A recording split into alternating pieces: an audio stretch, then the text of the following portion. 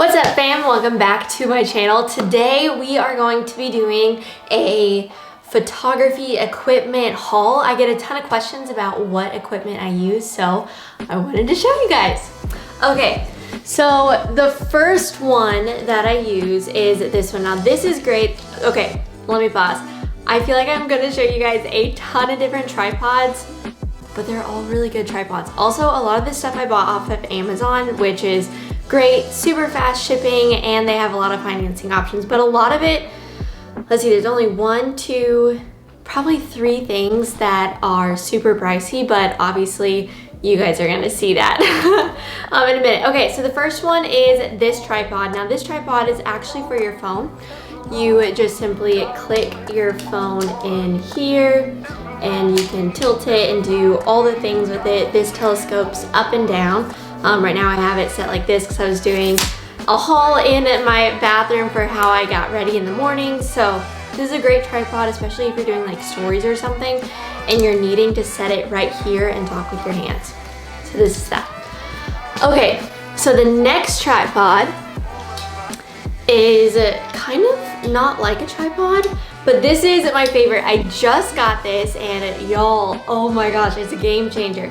So it's actually for those above shots. You simply screw this on to your counter. I've screwed it onto like an edge of a chair before, and your phone goes right in here and you just have it above. So you can do unboxings with both hands. You don't have like this awkward tripod in your video because that would be awkward.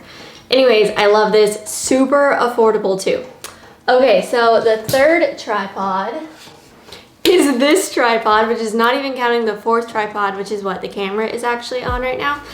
But this one is super lightweight. It was actually the first tripod that I ever got when I was starting like the vlogging journey. So it's kind of sentimental to me.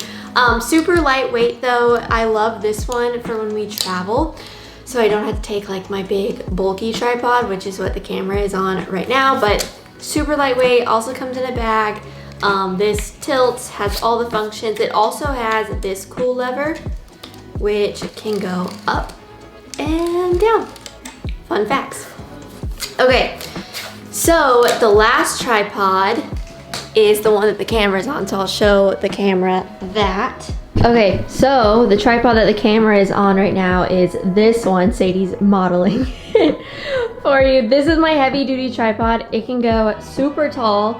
I don't know how tall it can actually go, but it's a little more pricey, but it's definitely the most durable tripod that I have. Okay, so moving away from all of my tripods is this phone case. Now fam, I just got this in because so Connor ordered one and I was like, oh, I really like it, but I don't know if I want to spend like $100 on it.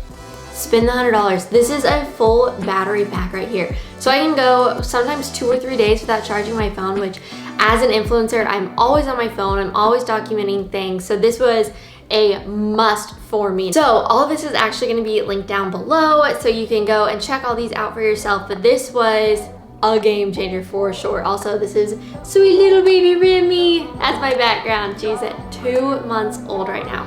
But this also comes in a ton of different colors as well. Going on to some of like my workstation setup.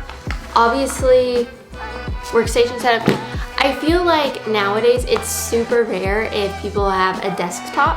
However, one of the things that I miss the most about having a desktop is having a mouse. So this is the computer that I use. It's the MacBook Pro. I believe that it's the 2019 version. I had a MacBook Air before, and one of the things that I found really challenging with the MacBook Air was the processing speed.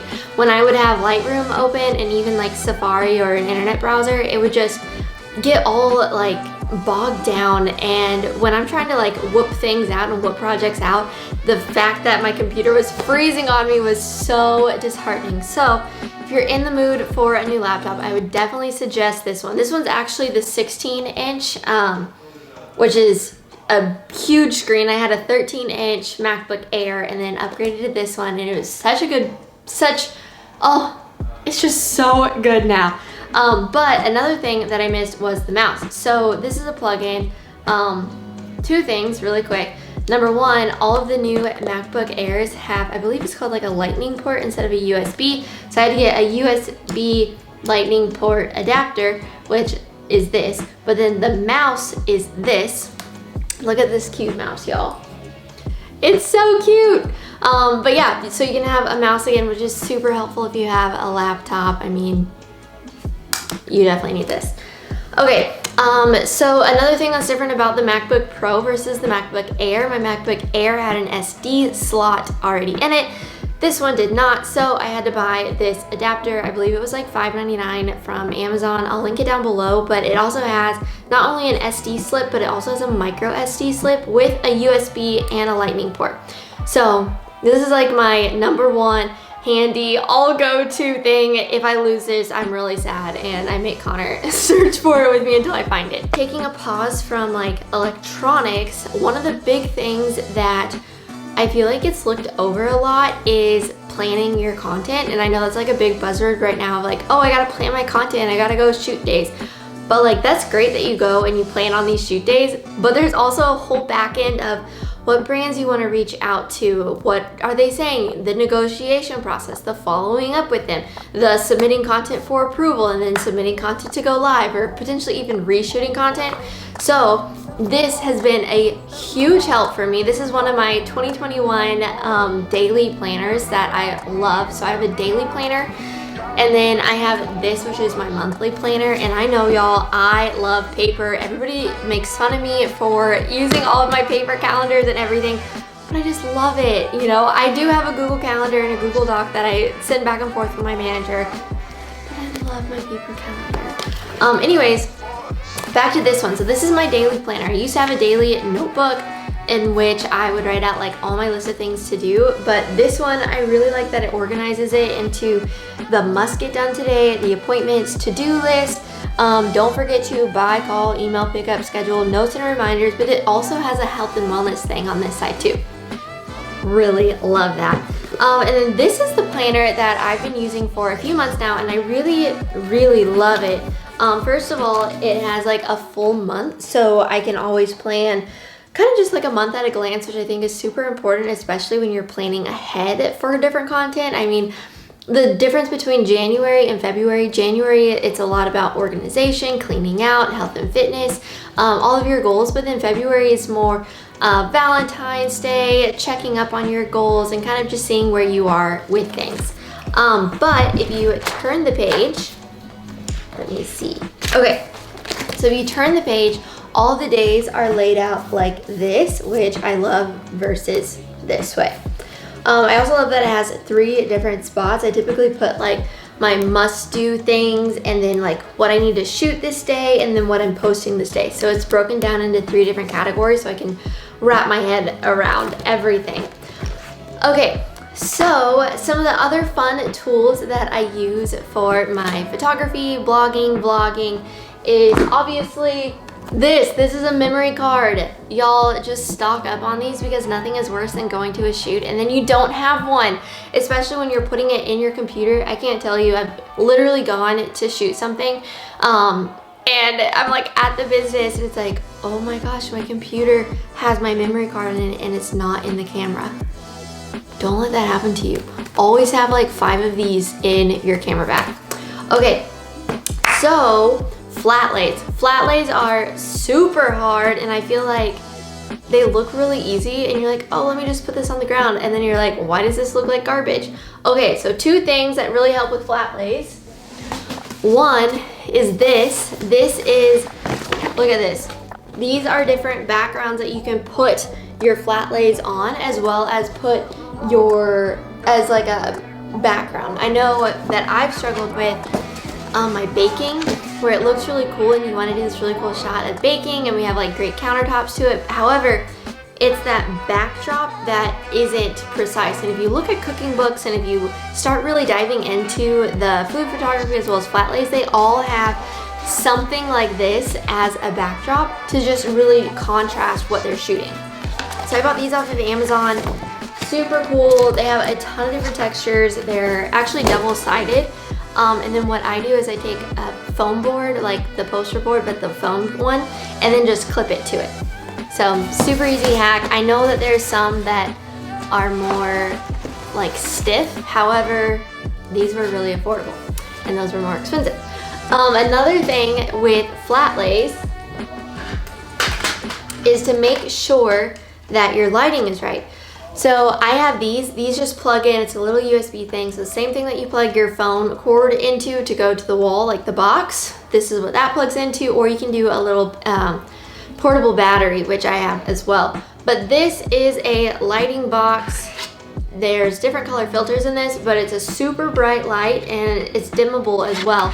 So just when you're needing to highlight a potential area, oh my gosh, I slid this out. Okay, highlight a specific area, or maybe you want to highlight your face when you're shooting, or there's weird shadows in the room, or I know for us, a lot of the times we go to these restaurants and they're very nice restaurants, but we're shooting food photography and the light isn't right. You know, we go when it's late at night or something, when the restaurant's a little slower and like the food is dark. So we always take one of these to help shine the light where we need it on the food. And this one actually comes in a pack of 2. So you can do 2 different sizes of light so you can avoid like really harsh shadows. What I'm shooting on right now, my lens collection as well as the Rode mic. One of the lenses I just bought, which I'm so freaking excited about, is this lens right here. Now this is a Sigma 35mm. It's a Sigma Art 35mm 1.4.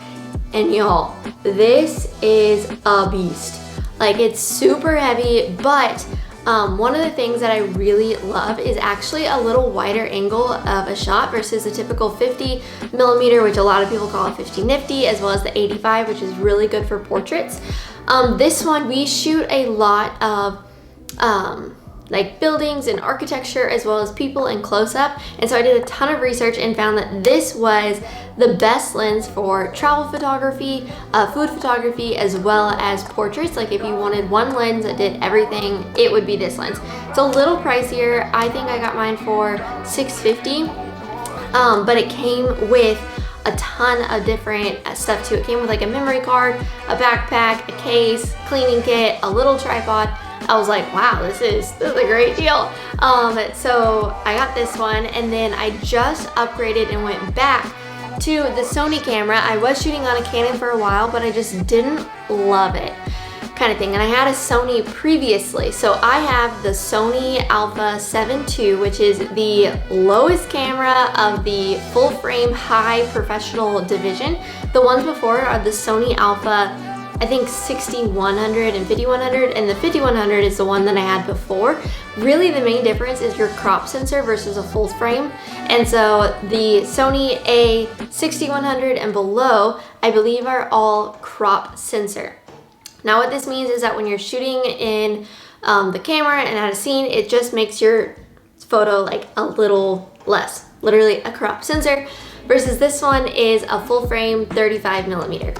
So that's like the main difference. And the lens that I have right there, or the lens that I'm shooting on right now, is the standard kit lens that comes with it, which is, I believe, a 24 to 74 millimeter lens. Super great. It's one of my other go-to lenses because it's just so versatile. It's a zoom lens versus this one, which is a fixed lens. So a fixed lens, you can't zoom in and out. This one, you can zoom in and out. The last thing is I have a Rode mic on top of this to help pick up with the sound and just make it a little more clear and everything.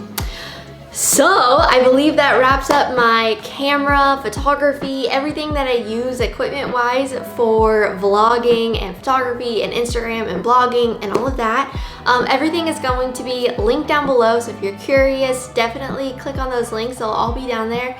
And if you have any other questions or any other equipment that you use that's like some of your go-to items, I would love to hear about it. As always, make sure to subscribe and like if you like this video, and I'll see you next time.